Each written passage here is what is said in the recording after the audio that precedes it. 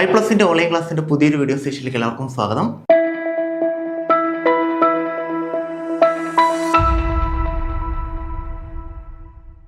നമ്മൾ ഡിസ്കസ് ചെയ്യാൻ പോകുന്നത് ഇലക്ട്രോ കെമിസ്ട്രിയുടെ കുറച്ച് പ്രീവിയസ് ക്വസ്റ്റ്യൻസ് ആണ്. സോ നമുക്ക് ക്വസ്റ്റ്യൻസിലോട്ട് പോകാം. സോ ഇതാണ് നമ്മുടെ ഫസ്റ്റ് ക്വസ്റ്റ്യൻ എന്ന് പറയുന്നത്. ക്വസ്റ്റ്യൻ ചോദിച്ചിരിക്കുന്നത് ഫാരഡേയുടെ ആദ്യ നിയമം എന്താണെന്നാണ്. ഇത് നമ്മുടെ ഇലക്ട്രോളിസിസുമായിട്ട് ബന്ധപ്പെട്ടിരുന്നൊരു ക്വസ്റ്റ്യൻ ആണ്. നമുക്ക് ഫാരഡേസിൻ്റെ 2 ലോസ് ആണ് ഇലക്ട്രോളിസിസുമായിട്ട് ബന്ധപ്പെട്ട് പഠിക്കാനുള്ളത്, ഫസ്റ്റ് ലോയും സെക്കൻഡ് ലോയും. ഫസ്റ്റ് ലോ എന്ന് പറയുന്നത് ഒരു ഇലക്ട്രോളിസിസ് നടക്കുന്ന സമയത്ത് ഡെപ്പോസിറ്റ് ചെയ്യുന്ന ആളുടെ എമൗണ്ട് എന്ന് പറയുന്നത് അവിടെ പാസ് ചെയ്യുന്ന ഇലക്ട്രിസിറ്റിയുമായിട്ട് ഡയറക്റ്റ്ലി പ്രൊപ്പോർഷണൽ ആയിരിക്കും എന്നാണ് ഫസ്റ്റ് ലോ പറയുന്നത്, അല്ലേ. സെക്കൻഡ് ലോ എന്ന് പറയുന്നത് അവിടെ നമ്മൾ പാസ് ചെയ്യുന്ന 2 സബ്സ്റ്റൻസിലൂടെ പാസ് ചെയ്യുന്ന ഇലക്ട്രിസിറ്റി സെയിം ആണെങ്കിൽ അവർ ഡെപ്പോസിറ്റ് ചെയ്യുന്ന ആളുടെ വെയിറ്റ് എന്ന് പറയുന്നത് directly proportional to their equivalent weight. ഇതാണ് ഫാരഡയുടെ ഫസ്റ്റ് ലോയും സെക്കൻഡ് ലോയും. നമ്മുടെ +2 ബേസിക് ആയിട്ടുള്ളൊരു ടോപ്പിക്കാണ്. അതിനെ ബേസ്ഡുള്ള ക്വസ്റ്റ്യൻ ആണ് നമുക്ക് ചോദിച്ചിരിക്കുന്നത്. ക്വസ്റ്റ്യൻ ഇതാണ്: ഫാരഡയുടെ ആദ്യ നിയമം പറയുന്നത് എന്താണ്? സോ നമുക്ക് ഓരോ ഓപ്ഷൻസ് ആയിട്ട് ചെക്ക് ചെയ്യാൻ നോക്കാം. മലയാളം ആയതുകൊണ്ട് നമുക്ക് കുറച്ച് കൺഫ്യൂസിങ് ആണ് പല ടേംസും. അങ്ങനെ ഒരു കാര്യമുണ്ട്. മിക്ക ടേംസും നമുക്ക് ഇംഗ്ലീഷിൽ നിന്ന് മലയാളത്തിലോട്ട് കൺവേർട്ട് ചെയ്യുമ്പോഴത്തേക്ക് കുറച്ച് ബുദ്ധിമുട്ടൊക്കെ വരും. എന്നാലും നമുക്ക് നമ്മുടെ ആ ഒരു ടോപ്പിക്കുമായിട്ട് മീൻസ് നമ്മുടെ ആ ഒരു ഡെഫിനിഷനുമായിട്ട് മാച്ച് ആവുന്ന ഡെഫിനിഷൻ വെച്ചിട്ട് നമുക്ക് ഈസി ആയിട്ട് ആൻസർ കണ്ടുപിടിക്കാൻ പറ്റും. ഓക്കെ, നമുക്ക് നോക്കാം. വൈദ്യുതീയ ഊർജ്ജത്തിൻ്റെ സംരക്ഷണം, അതായത് ഇലക്ട്രിസിറ്റിയുടെ സംരക്ഷണം എന്നാണ് പറഞ്ഞേക്കുന്നത്. ഒരിക്കലും അതല്ല ഫസ്റ്റ് ലോ പറയുന്നത്. സെക്കൻഡ് വൺ, വൈദ്യുതധാരയുടെ ദിശ, എങ്ങോട്ടാണ് വൈദ്യുതി, ഏത് ഡയറക്ഷനിലാണ് വൈദ്യുതി പോകുന്നത്, അതിനെപ്പറ്റിയാണ് ഫസ്റ്റ് ലോ പറയുന്നതെന്നാണ് പറയുന്നത്. തേർഡ് വൺ, വൈദ്യുതധാരയുടെ അളവിനനുസൃതമായി ഊർജ്ജം പടലമാകും, അതായത് വൈദ്യുതി നമ്മൾ കൊടുക്കുന്നതിനനുസരിച്ച് അവിടെ എനർജി ഉണ്ടാവും, എനർജി അല്ലെങ്കിൽ ഊർജ്ജം ഉണ്ടാവും എന്നാണ് പറഞ്ഞത്. ഊർജ്ജം മീൻസ് മാറ്റർ ഡെവലപ്ഡ് ആവും എന്നാണ് പറഞ്ഞേക്കുന്നത്. അത് കുറച്ചും കൂടെ അവർ ഒന്ന് മലയാളീകരിക്കുമ്പോഴത്തേക്ക് കുറച്ചും കൂടെ നമുക്ക് കൺഫ്യൂസിങ് ആവും. എന്നാലും കുറച്ചും കൂടെ ആപ്റ്റ് ആയിട്ടുള്ള ടേം ഏതാണ് അത് നിങ്ങൾ ചൂസ് ചെയ്യുക. ഓക്കെ, 4ാമത്തെ ഓപ്ഷൻ, വൈദ്യുതധാരയുടെ അളവിനനുസൃതമായി പടനിലങ്ങളുടെ അളവ് സാന്ദ്രമായിരിക്കും. ഓക്കെ, അപ്പം കുറച്ചും കൂടെ ആപ്റ്റായിട്ട് ഈ 4 ഓപ്ഷനും കൂടെ കമ്പയർ ചെയ്യുമ്പോഴത്തേക്ക് കുറച്ചും കൂടെ ആപ്റ്റായിട്ട് നമുക്ക് തോന്നിയെന്ന് പറയുന്നത്, കുറച്ചും കൂടെ ആപ്റ്റല്ല, എക്സാക്ട് ഡെഫിനേഷൻ എന്ന് പറയുന്നത് ഫസ്റ്റ് ലോ പറയുന്നത് ക്വാണ്ടിറ്റി ഓഫ് ഇലക്ട്രിസിറ്റി. ഡെഫിനേഷൻ നിങ്ങൾക്ക് അറിയായിരിക്കും, ഇംഗ്ലീഷിലെ ഡെഫിനേഷൻ നമുക്ക് അറിയായിരിക്കും, അല്ലേ. So quantity of electricity Q എന്ന് പറയുന്നത് directly proportional to weight of substance deposited. Q directly proportional to W, അല്ലേ. ഈ പ്രൊപ്പോർഷണാലിറ്റി സൈൻ മാറ്റാനാണ് നമ്മൾ ഇസഡൊക്കെ കൊണ്ടുവരുന്നത്, ഇലക്ട്രോ കെമിക്കൽ ഇക്വലന്റ് എന്നൊക്കെ നമ്മൾ പറയും, ശരിയല്ലേ. സോ ഇതിനകത്ത് വൈദ്യുതധാരയുടെ അളവിനനുസൃതമായി ഊർജ്ജം പടലമാകും, അതായത് വൈദ്യുതി നമ്മൾ എത്ര കൊടുക്കുന്നു അതിനനുസരിച്ച് അവിടെ ഊർജ്ജം ഉണ്ടാകും. ഊർജ്ജം ഉണ്ടാകുമ്പോൾ മാറ്റർ ഉണ്ടാകും, മാറ്റർ വരുമ്പോഴാണ് അവിടെ എനർജി വരുന്നത്. സോ ഇതാണ് ഫസ്റ്റ് ലോ പറയുന്നത്. സോ നമ്മുടെ ആൻസർ വരുന്നത് ഓപ്ഷൻ സി ആണ്, കുറച്ചും കൂടെ ആപ്റ്റ് ആയിട്ടുള്ള ഡെഫിനിഷൻ. ഓപ്ഷൻ ഡി നിങ്ങൾക്ക് കൺഫ്യൂസിങ് ആവരുത്. ഓപ്ഷൻ ഡി പറയുന്നത് വൈദ്യുതധാരയുടെ അളവിനനുസൃതമായി പടനിലങ്ങളുടെ അളവ് സാന്ദ്രമായിരിക്കും. മീൻസ് വൈദ്യുതധാരയുടെ അളവിനനുസരിച്ച് പടനിലം മീൻസ് ഏരിയ, ആ ഏരിയ അല്ലെങ്കിൽ ആ ഫീൽഡ്, അതാണ് ഉദ്ദേശിക്കുന്നത്. സോ അതല്ല ആൻസർ വരുന്നത്. ആൻസർ വരുന്നത് നമ്മുടെ ഓപ്ഷൻ സി ആണ്. സോ ഇത് ഫസ്റ്റ് ക്വസ്റ്റ്യൻ്റെ ആൻസർ, വൈദ്യുതധാരയുടെ അളവിനനുസരിച്ച് ഊർജ്ജം എന്താകും, പടലമാകും. സിമ്പിൾ ക്വസ്റ്റ്യൻ ആണ്, പക്ഷെ മലയാളത്തിലാക്കുമ്പോഴത്തേക്ക് കുറച്ച് പ്രശ്നം വരുമെന്നേ ഉള്ളൂ. ഓക്കെ, സോ നമുക്ക് നമ്മുടെ സെക്കൻഡ് ക്വസ്റ്റ്യനിലോട്ട് പോവാം.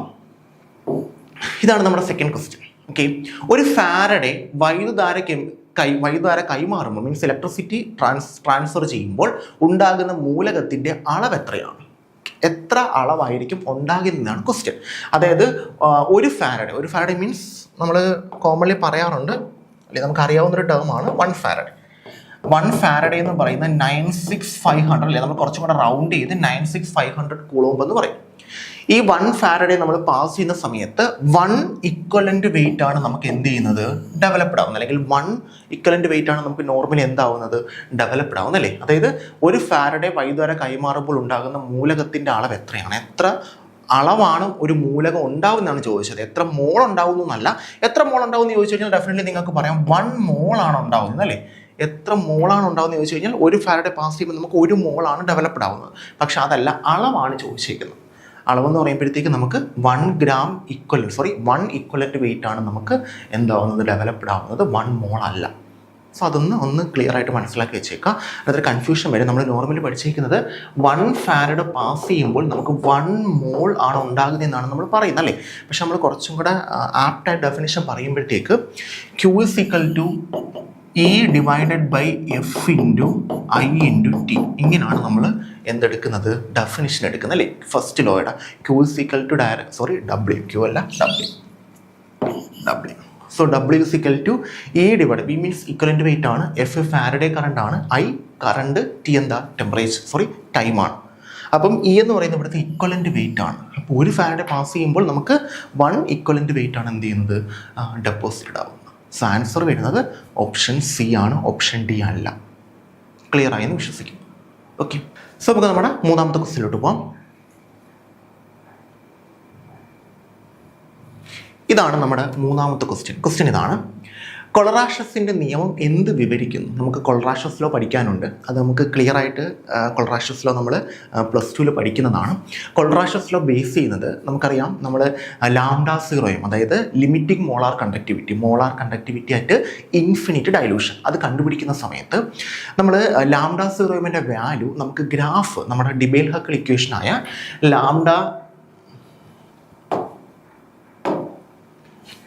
ഡിബേൽ-ഹക്കിൾ ഇക്വേഷനായ λm = λ0m - b√c എന്ന് പറയുന്ന ഇക്വേഷൻ യൂസ് ചെയ്ത് നമ്മൾ കണ്ടുപിടിക്കുന്നത് ഗ്രാഫ് വരയ്ക്കും നമ്മൾ, ശരിയല്ലേ? ഗ്രാഫ് വരച്ചിട്ട് നമ്മൾ കണ്ടുപിടിക്കുന്ന സമയത്ത് വീക്കിൻ്റെ നമുക്ക് കണ്ടുപിടിക്കാൻ പറ്റില്ല. സ്ട്രോങ്ങിൻ്റെ നമുക്ക് ഗ്രാഫിനെ എക്സ്ട്രാ പ്ലോട്ട് ചെയ്ത് നമുക്ക് കണ്ടുപിടിക്കാൻ പറ്റും.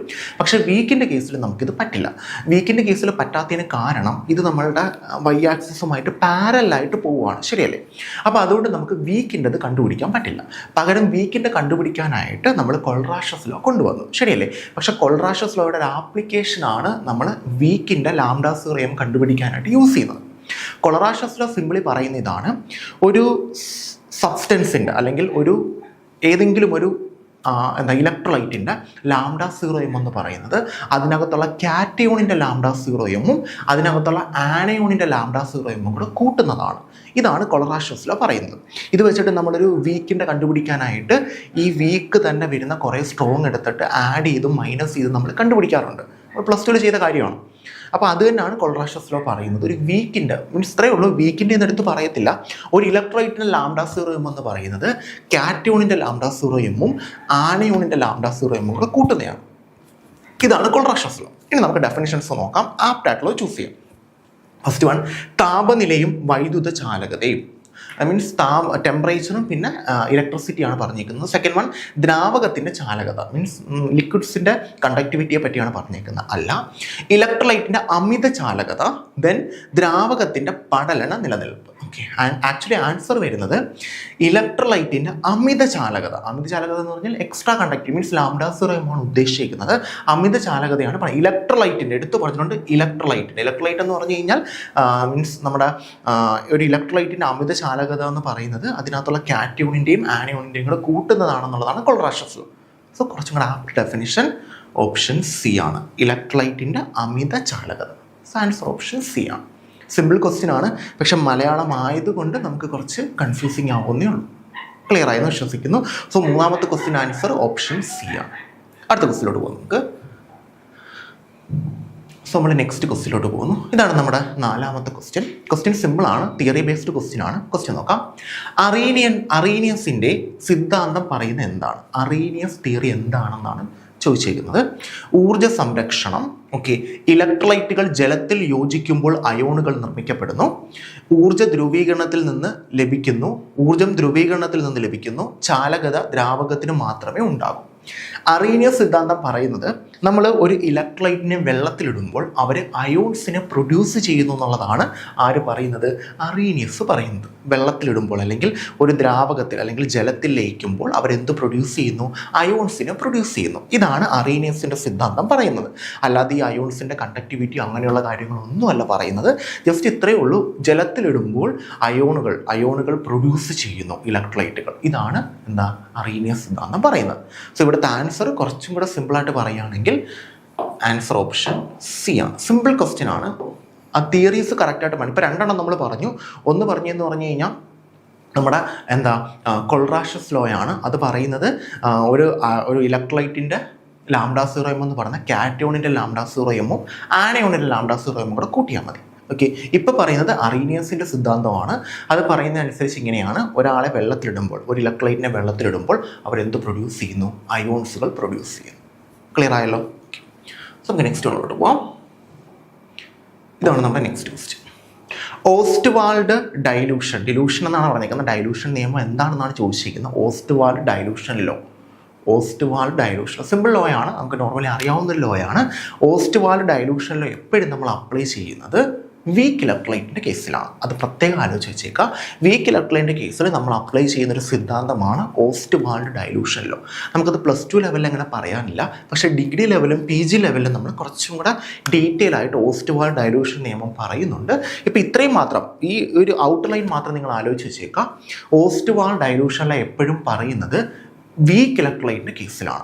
വീക്ക് ഇലക്ട്രോലൈറ്റ്, അതായത് കംപ്ലീറ്റ് ആയിട്ടും അയണൈസ് ചെയ്യാത്ത ഇലക്ട്രോലൈറ്റിൻ്റെ കേസിലാണ് നമ്മൾ ഓസ്റ്റ്വാൾഡ് ഡൈലൂഷൻ ലോ പറയുന്നത്. നോക്കാം നമുക്ക്.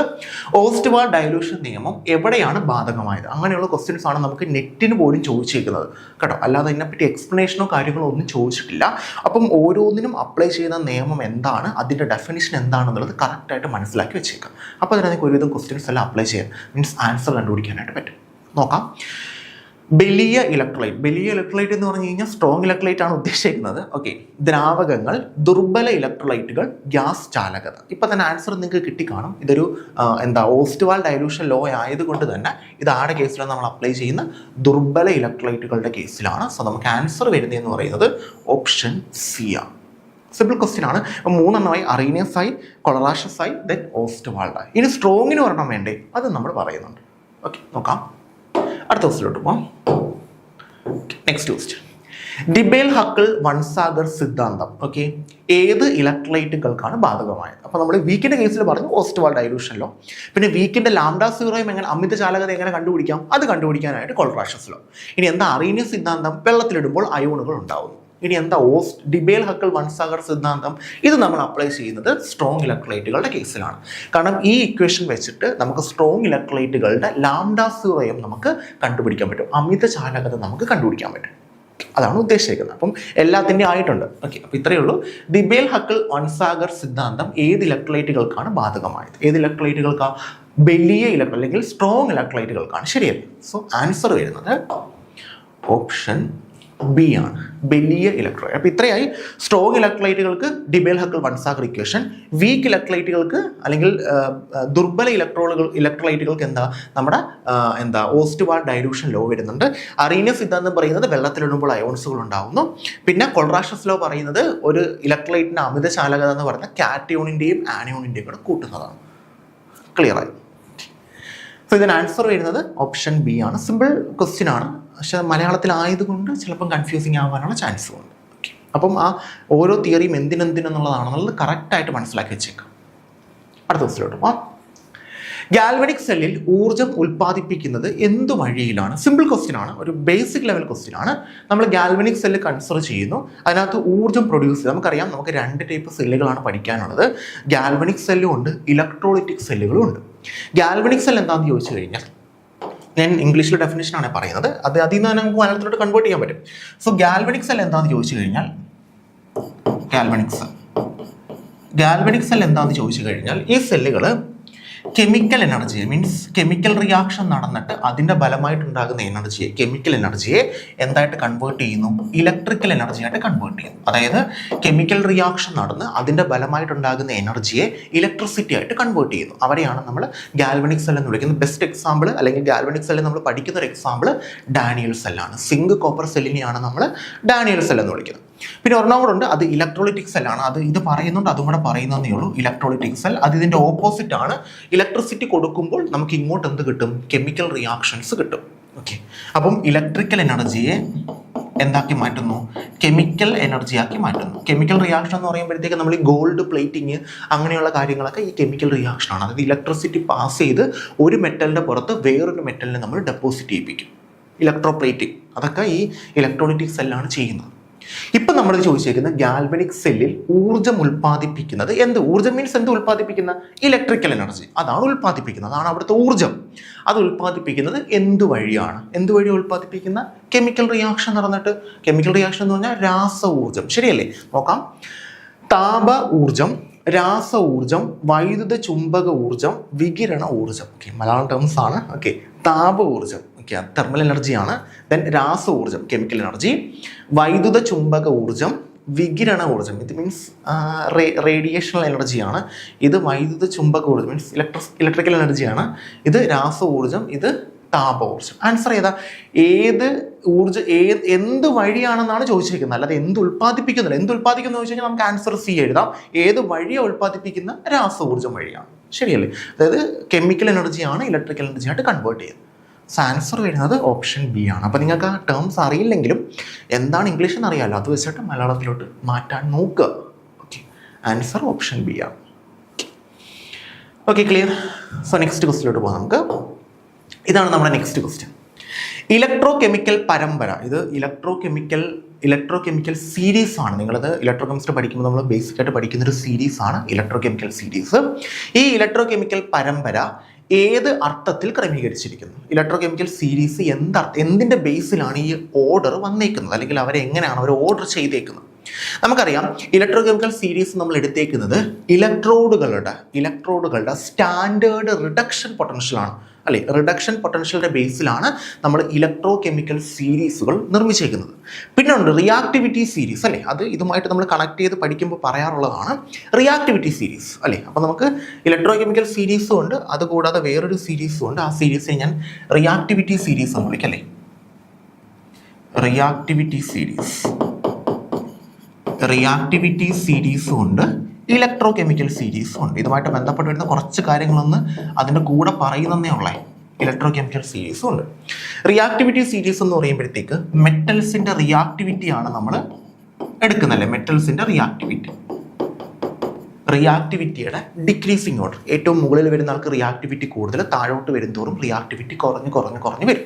അതാണ് reactivity series. Electrochemical series എന്ന് പറഞ്ഞു കഴിഞ്ഞാൽ നമ്മൾ എടുക്കുന്നത് സ്റ്റാൻഡേർഡ് റിഡക്ഷൻ പൊട്ടൻഷ്യലാണ്. റിഡക്ഷൻ പൊട്ടൻഷ്യൽ എന്ന് പറയുമ്പോൾ അത് ഹാഫ് സെല്ലുകളുടെയാണ് കേട്ടോ. ഹാഫ് സെല്ലാണ്, ഫുൾ സെല്ലല്ല. ഫുൾ സെൽ എന്ന് പറയുമ്പോൾ ആനോടും വരും കാതോടും വരും. അപ്പോൾ ഹാഫ് സെല്ലിൻ്റെ റിഡക്ഷൻ പൊട്ടൻഷ്യലാണ് നമ്മൾ കൺസിഡർ ചെയ്യുന്നത്. IUPAC റൂൾ അനുസരിച്ച് റിഡക്ഷൻ പൊട്ടൻഷ്യൽ എടുക്കാവുന്നതാണ്. അപ്പം റിഡക്ഷൻ പൊട്ടൻഷ്യൽ ആയിരിക്കും നമ്മൾ കൺസിഡർ ചെയ്യുന്നത്. അപ്പം ഇതിനകത്ത് ചോദിച്ചേക്കുന്നത് ഇലക്ട്രോ കെമിക്കൽ പരമ്പര ഏതർത്ഥത്തിൽ ക്രമീകരിച്ചിരിക്കും? നമുക്കറിയാം, സ്റ്റാൻഡേർഡ് റിഡക്ഷൻ പൊട്ടൻഷ്യൽ ഹാഫ് സെല്ലുകളുടെയാണ് നമ്മൾ എടുത്തേക്കുന്നത്. നോക്കാം, കനം അല്ല. ദെൻ അർദ്ധ cell potential means half cell potential ശരിയാണ്. ദ്രാവകവാതനം അല്ല, ഊർജ്ജ നിലവാരം അല്ല. ആൻസർ ഓപ്ഷൻ ബി ആണ്. പിന്നെ ഇതിനകത്ത് ഒരു കാര്യം കൂടെ നിങ്ങൾ ശ്രദ്ധിക്കാം. ഈ ഇലക്ട്രോ കെമിക്കൽ സീരീസിൽ ഏറ്റവും ടോപ്പിൽ വരുന്ന ആളെ ഒന്ന് ഓർത്ത് വെച്ചേക്കാം. ഏറ്റവും ടോപ്പിൽ വരുന്ന ആൾ ഫ്ലൂറിനും ഏറ്റവും ബോട്ടത്തിൽ വരുന്ന ആൾ ലിഥിയവുമാണ്. അതൊന്ന് മനസ്സിലാക്കി വെച്ചാൽ, കാരണം അവരെ വെച്ചിട്ട് നമുക്ക് പലപ്പോഴും ചോദിച്ചിട്ടുള്ളതാണ്. അപ്പോൾ ഏറ്റവും ടോപ്പിൽ വരുന്നത് ഫ്ലൂറിനും ഏറ്റവും ബോട്ടത്തിൽ വരുന്നത് ലിഥിയവുമാണ്. ഏറ്റവും ടോപ്പിൽ ഫ്ലൂറിൻ വരുന്നത് കൊണ്ട് തന്നെ നമുക്കറിയാം റിഡക്ഷൻ പൊട്ടൻഷ്യലിൻ്റെ അറേഞ്ച്മെൻ്റ് ആണ്. അപ്പോൾ ഏറ്റവും ടോപ്പിൽ വരുന്ന ആൾക്ക് റിഡക്ഷൻ പൊട്ടൻഷ്യൽ കൂടുതലും, താഴോട്ട് വരുന്തോറും റിഡക്ഷൻ പൊട്ടൻഷ്യൽ കുറഞ്ഞ് വരും. അപ്പോൾ ഏറ്റവും ടോപ്പിൽ വരുന്ന ഫ്ലൂറിന് റിഡക്ഷൻ പൊട്ടൻഷ്യൽ എന്ന് പറഞ്ഞാൽ റിഡക്ഷൻ ചെയ്യാനുള്ള കഴിവ് കൂടുതലായിരിക്കും. ഓക്കെ, ഏറ്റവും താഴോട്ട് വരുന്തോറും റിഡക്ഷൻ ചെയ്യാനുള്ള കഴിവ് കുറയും. അതിനർത്ഥം ഓക്സിഡേഷൻ ചെയ്യാനുള്ള കഴിവ് കൂടും. അപ്പോൾ ഏറ്റവും താഴെ കിടക്കുന്ന ലിഥിയത്തിന് റിഡക്ഷനുള്ള കഴിവ് കുറവും ഓക്സിഡേഷനുള്ള കഴിവ് കൂടുതലുമായിരിക്കും. സോ ഓക്സിഡേഷനുള്ള കഴിവ് കൂടുതലായിരിക്കും. അപ്പം ഫ്ലൂറിന് റിഡക്ഷൻ ചെയ്യാനുള്ള കഴിവ് കൂടുതലും ഏറ്റവും ടോപ്പിലിരിക്കുന്നുണ്ട്. ലിഥിയത്തിന് റിഡക്ഷൻ ചെയ്യാനുള്ള കഴിവ് കുറവ്, അതിനർത്ഥം ഓക്സിഡേഷൻ ചെയ്യാനുള്ള കഴിവ് കൂടുതൽ. അപ്പം ലിഥിയത്തിന് ഓക്സിഡേഷൻ ചെയ്യാനുള്ള കഴിവ് കൂടുതലുമായിരിക്കും. ഓക്കെ, ഇനി അതുകൊണ്ട് തന്നെ റിഡക്ഷൻ ഏറ്റവും പെട്ടെന്ന് റിഡക്ഷൻ നടക്കുന്നത് കൊണ്ട് നമ്മൾ ഫ്ലൂറിനെ വിളിക്കുന്ന പേര് ബെസ്റ്റ് ഓക്സിഡൈസിങ് ഏജന്റ് എന്നാണ്. ഫ്ലൂറിൻ എന്ന് പറയുന്നത് പവർഫുൾ ഓക്സിഡൈസിങ് ഏജന്റ് ആണ്. ഓക്കെ, ആൻഡ് ലിഥിയം അത് ഓക്സിഡേഷൻ നടക്കുന്നത് കൊണ്ട് തന്നെ it's A powerful reducing agent ആണ്. അപ്പോൾ ഫ്ലൂറിൻ എന്തുകൊണ്ട് പവർഫുൾ ഓക്സിഡൈസിങ് ഏജന്റ് ആയെന്ന് ചോദിച്ചു കഴിഞ്ഞാൽ അതിൻ്റെ റിഡക്ഷൻ പൊട്ടൻഷ്യൽ മാക്സിമം ആണ്. ഇലക്ട്രോ കെമിക്കൽ സീരീസിൽ ഏറ്റവും ടോപ്പിൽ നിൽക്കുന്ന ആളാണ് ഫ്ലൂറിൻ, ഏറ്റവും ബോട്ടത്തിൽ നിൽക്കുന്ന ആളാണ് ലിഥിയം. സിമ്പിൾ ക്വസ്റ്റ്യൻ ആണ്. ഇവിടുത്തെ ആൻസർ ഓപ്ഷൻ ബി ആണ്. അടുത്ത ക്വസ്റ്റ്യനിലോട്ട് പോകാം നമുക്ക്. ഇതാണ് നമ്മുടെ നെക്സ്റ്റ് ക്വസ്റ്റ്യൻ. നേൺസ് സമീകരണം മീൻസ് നേൺസ് ഇക്വേഷൻ ആണ് ഉദ്ദേശിക്കുന്നത്. നേൺസ് ഇക്വേഷൻ ഉപയോഗിച്ച് എന്ത് കണ്ടെത്തുന്നു? എന്താണ് നേൺസ് ഇക്വേഷൻ വെച്ചിട്ട് നമ്മൾ കണ്ടെത്തുന്നത്? എന്താ? സെൽ പൊട്ടൻഷ്യൽ ആണ് നമ്മൾ നേൺസ് ഇക്വേഷൻ വഴി കണ്ടെത്തുന്നത്, അല്ലേ? നേൺസ് ഇക്വേഷൻ എന്ന് പറയുന്നത് ആക്ച്വലി സെൽ പൊട്ടൻഷ്യലും നേൺസ് ഇക്വേഷൻ എന്ന് പറയുന്നത് ആക്ച്വലി സെൽ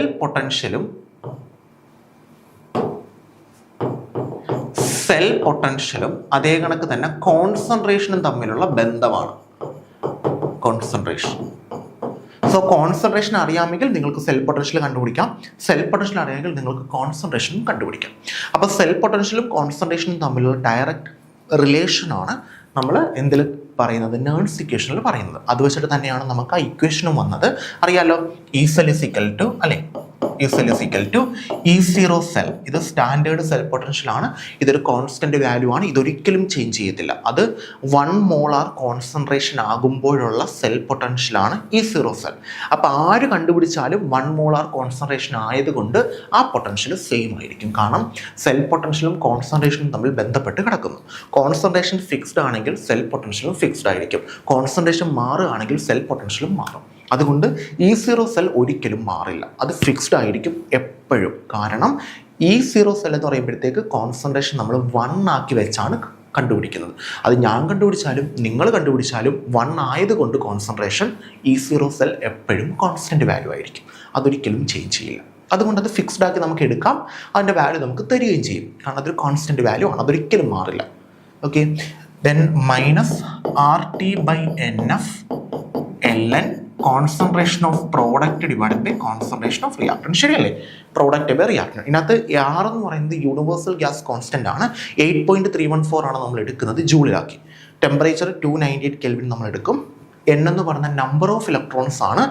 അത് നമുക്ക് ഇക്വേഷൻ തന്നാലേ പറയാൻ പറ്റും എത്ര ഇലക്ട്രോൺസിൻ്റെ ട്രാൻസ്ഫർ ആണ് നടക്കുന്നത് എന്നുള്ളത്, അല്ലേ. F ഫാരഡേ കറണ്ട് ആണ്, അത് 96500. 1 മോൾ ഓഫ് ഇലക്ട്രോൺ ക്യാരി ചെയ്യുന്ന കറണ്ടാണ് ഫാരഡേ കറണ്ട്. 1 മോൾ ഇലക്ട്രോൺ ക്യാരി ചെയ്യുന്നുണ്ടെങ്കിലും നമുക്ക് ഡെപ്പോസിറ്റ് ചെയ്യുന്നത് 1 ഗ്രാം ഇക്വലൻ്റ് ആണ്. നമ്മൾ ക്വസ്റ്റ്യൻ നേരത്തെ കണ്ടുകഴിഞ്ഞു. ഓക്കെ, ദെൻ ln നാച്ചുറൽ ലോഗരിതമാണ്, ദെൻ പ്രോഡക്റ്റ് ബൈ റിയാക്ടൻറ്റ്. ഇതാണ് നമ്മുടെ എന്തെന്ന് പറയുന്നത്, നേൺസ് ഇക്വേഷൻ എന്ന് പറയുന്നത്. അപ്പോൾ ഇത് നമ്മൾ എന്തിനാണ് യൂസ് ചെയ്യുന്ന, സെൽ പൊട്ടൻഷ്യൽ കണ്ടുപിടിക്കാനാണ്. സെൽ പൊട്ടൻഷ്യലും കോൺസെൻട്രേഷനും തമ്മിലുള്ള ഡയറക്റ്റ് റിലേഷനാണ് എന്ത്, നേൺസ് ഇക്വേഷൻ എന്ന് പറയുന്നത്. ഓക്കെ, ആൻസർ വരുന്നത് സെൽ പൊട്ടൻഷ്യൽ, ഓപ്ഷൻ സി ആണ്. കറക്റ്റ് അല്ലേ? സെൽ പൊട്ടൻഷ്യലും കോൺസെൻട്രേഷനും തമ്മിലുള്ള ബന്ധമാണ് നമ്മുടെ നേൺസ് equation. Clear? Moving to next question. ഇതാണ് നമ്മുടെ അടുത്ത ക്വസ്റ്റ്യൻ എന്ന് പറയുന്നത്. നേൺസ്റ്റ് സമീകരണത്തിൽ മീൻസ് നേൺസ്റ്റ് ഇക്വേഷനിൽ RT/F മൂല്യത്തിൻ്റെ അർത്ഥം എന്താണ്? RT/F ആണ് ചോദിച്ചിരിക്കുന്നത്. സിമ്പിൾ ക്വസ്റ്റ്യൻ ആണ്. ഓക്കെ, കോമൺ ഒരു ക്വസ്റ്റ്യൻ ആണ്. RT/F R എന്ന് പറയുന്നത് universal gas constant, T temperature divided by Faraday current. ശരിയല്ലേ, ഫാരഡേ കോൺസ്റ്റന്റ് എന്നൊക്കെ പറയാൻ കുഴപ്പമില്ല. അപ്പോൾ യൂണിവേഴ്സൽ ഗ്യാസ് കോൺസ്റ്റന്റ് ഉണ്ട്, temperature divide by Faraday current. Resistance time അല്ല, റിയാക്ഷൻ ടെമ്പറേച്ചർ അല്ല, എനർജി ഫ്രീക്വൻസി അല്ല. ശരിയല്ലേ? ആൻസർ ഏതാ? ഓപ്ഷൻ എ ആണ്. Universal gas constant, then temperature, then divided by Faraday current. Answer option A ആണ്. സിമ്പിൾ ക്വസ്റ്റ്യൻ ആണ്. Terms ഒക്കെ ഒന്ന് കറക്റ്റായിട്ട് അറിഞ്ഞിരിക്കുക, ചെയ്യാൻ പറ്റും. ഇത് കുറച്ച് ബേസിക് ലെവൽ ക്വസ്റ്റ്യൻസ് ആണ് നമ്മൾ എടുക്കുന്നത്. അതും കൂടെ നിങ്ങളൊന്ന് ക്ലിയർ ചെയ്ത് പോയി എന്താണെന്നുള്ളത് കറക്റ്റായിട്ട് ക്ലിയർ ആയി പോയി കഴിഞ്ഞാൽ നമുക്ക് കുറച്ചുകൂടി എളുപ്പത്തിൽ ചെയ്യാൻ പറ്റും. അടുത്ത ക്വസ്റ്റിലോട്ട് പോവാം. ഇതാണ് നമ്മുടെ നെക്സ്റ്റ് ക്വസ്റ്റ്യൻ. 1 ഫാരഡേ എന്നുള്ളത് എത്ര കൂളോംബാണ്? അതായത് 1 ഫാരഡേ എന്ന് പറയുന്നത് എത്ര കൂളോം ചാർജിൻ്റെ യൂണിറ്റ് ആണ് കൂളോംബ് എന്ന് പറയുന്നത്. അപ്പോൾ എത്ര കൂളോംബാണ് 1 ഫാരഡേ കൊണ്ട് ഉദ്ദേശിക്കുന്നത്? നമുക്കറിയാം, ഈ 1 ഫാരഡേ എന്ന് പറയുന്നത് 1 ഫാരഡേ എന്ന് പറയുന്നത് 1 മോൾ ഇലക്ട്രോൺ ക്യാരി ചെയ്യുന്ന കറണ്ടാണ്. 1 മോൾ ഇലക്ട്രോൺ ക്യാരി ചെയ്യുന്ന കറണ്ടിനെയാണ് നമ്മൾ 1 ഫാരഡ് എന്ന് വിളിക്കുന്നത്. ഈ 1 മോൾ ഇലക്ട്രോൺ എന്ന് പറയുമ്പോഴത്തേക്ക് 6.022 ഇൻറ്റു 10⁻23 ആണ് 1 മോൾ ഇലക്ട്രോൺ, അല്ലേ. 1 മോളിൽ 6.022 ഇൻറ്റു 10⁻23 ഇലക്ട്രോണുകളുണ്ട്. ഇൻറ്റു 1 ഇലക്ട്രോൺ ക്യാരി ചെയ്യുന്ന കറണ്ട് എത്ര? 1.6 ഇൻറ്റു 10⁻19. കാരണം 1 ഇലക്ട്രോണിൻ്റെ ചാർജ് 1.6 ഇൻറ്റു 10⁻19 ആണ്. സോ അതുകൊണ്ട് നമ്മൾ ഇതിനെ മൾട്ടിപ്ലൈ ചെയ്യണം. കാരണം 1 ഇലക്ട്രോൺ എപ്പോഴും ക്യാരി ചെയ്യുന്ന കറണ്ട് 1.6 ഇൻറ്റു 10⁻19 ആണ്. So 6.022 into 10⁻23 into 1.6 into 10⁻19. ഇത് ചെയ്യുമ്പോൾ നമുക്ക് കിട്ടുന്ന വാല്യൂ എന്ന് പറയുന്നത് 96500 കൂളോംബാണ്. ഇത്രയും കറണ്ടാണ് 1 മോൾ ഇലക്ട്രോൺ ക്യാരി ചെയ്യുന്നത്. അതായത് 1 മോൾ ഇലക്ട്രോൺ ക്യാരി ചെയ്യുന്ന കറണ്ടിൻ്റെ എമൗണ്ട് ആണ് 1 ഫാരഡ്. അപ്പോൾ അത് എത്ര ചാർജ് ആണെന്ന് ചോദിച്ചു കഴിഞ്ഞാൽ 96500 കൂളോംബാണ്. ആക്ച്വലി റൗണ്ട് ചെയ്താണ് 96500 എടുത്തേക്കുന്നത് നമ്മൾ. ആൻസർ വരുന്നത് ഓപ്ഷൻ ബി ആണ്, 96500 കൂളോം. സിമ്പിൾ ക്വസ്റ്റ്യൻ ആണ്. ആ കറക്റ്റ് ടേം ഒന്ന് ആലോചിച്ച് വെച്ചേക്കാം, എങ്ങനെയാണ് മൾട്ടിപ്ലൈ ചെയ്ത് കിട്ടുന്നതെന്ന് ആലോചിച്ച് വെച്ചേക്കാം. സോ നമുക്ക് നെക്സ്റ്റ് ക്വസ്റ്റ്യനിലോട്ട് പോകാം. ഇതാണ് നമ്മുടെ നെക്സ്റ്റ് ക്വസ്റ്റ്യൻ. വൈദ്യുത ചാലകതയുടെ യൂണിറ്റ് എന്താണെന്നാണ് ക്വസ്റ്റ്യൻ. സോ വൈദ്യുത ചാലകത എന്ന് പറഞ്ഞാൽ ഉദ്ദേശിക്കുന്ന കണ്ടക്ടിവിറ്റിയാണ്. സോ നമുക്ക് ആദ്യം കണ്ടക്ടിവിറ്റി ഇക്വേഷൻ എഴുതാം. കണ്ടക്ടിവിറ്റി കെ എന്ന് പറയുന്നത് കെ എന്ന് പറഞ്ഞാൽ 1/ρ ആണ്. റോ എന്ന് പറയുന്നത് ആക്ച്വലി റെസിസ്റ്റിവിറ്റി ആണ്. ഇതിനെയാണ് നമ്മൾ കണ്ടക്ടിവിറ്റി എന്ന് വിളിക്കുന്നത്. സോ റോ എന്ന് പറയുന്നത് നമുക്ക് റെസിസ്റ്റൻസിൻ്റെ ഇക്വേഷൻ അറിയാം. R = ρ × L/A. ഇതാണ് R റെസിസ്റ്റേറ്റഡ് ഇക്വേഷൻ. സോ റോയുടെ ഇക്വേഷൻ വരുന്നത് 1/R × L/A. സോ റോയുടെ വരുന്നത് 1/, ഇക്വേഷൻ നമ്മളൊന്ന് റീഅറേഞ്ച് ചെയ്യുകയാണ്. റോ ഇവിടെ എഴുതി. സോ RA/L ആണ് റോയുടെ ഇക്വേഷൻ വരുന്നത്. അതിന് നമുക്ക് ഇവിടെ നിന്ന് സബ്സ്റ്റിറ്റ്യൂട്ട് ചെയ്യാം. സോ 1/RA/L വരും. സോ 1/R × L/A വരും. സോ 1/R എന്ന് പറഞ്ഞാൽ ആറിൻ്റെ യൂണിറ്റ് ഓം ആണ്. സോ 1/Ω വരും ഇൻറ്റു L നമ്മൾ നോർമൽ എടുക്കുന്നത് മീറ്ററിലാണ് ലെങ്ത്, ഏരിയ വരുന്നത് മീറ്റർ സ്ക്വയറിലാണ്. ഇതാണ് നമുക്ക് വരുന്നത്. സോ 1/ρ നമുക്ക് ഓം ഇൻവേഴ്സ് എന്ന് എഴുതാം. സോ ഇതും കൂടെ കട്ട് ചെയ്ത് പോകുമ്പോഴത്തേക്ക് നമുക്ക് മീറ്റർ ഇൻവേഴ്സ് എന്ന് പറഞ്ഞു വരും അല്ലേ. ഇവിടെ ഒരു മീറ്റർ ബാക്കി വരും, അത് മുകളിൽ പോകുമ്പോഴത്തേക്ക് മീറ്റർ ഇൻവേഴ്സ് ആണ്. ഈ ഓം ഇൻവേഴ്സിനെ നമ്മൾ നോർമൽ വിളിക്കുന്ന സീമൻ എന്നാണ്. So in effect siemens metre inverse. So നമുക്ക് ആൻസർ വരുന്നത് ഓപ്ഷൻ എ ആണ്.